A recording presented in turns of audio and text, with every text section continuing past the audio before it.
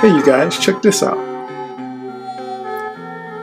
Which one of these balls captures your visual interest most? And of course, I will hope you say the one on the right. Why would that be? Well, we have two red balls. One that's pretty much straight red with some white mix in it. That's on the left side. And of course, there's the ball that has some yellows and some oranges and some purples involved in it. And yet it still says it's a red ball. Hopefully we can bring interest to our work by adding additional variety of color rather than just using a straight color with black or white or something mixed in like that.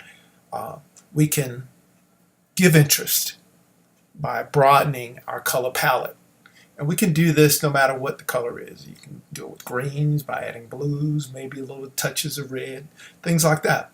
So as you go around the color palette, look for other interesting ways to pull other colors, and yet it still says it's the same color that you're painting.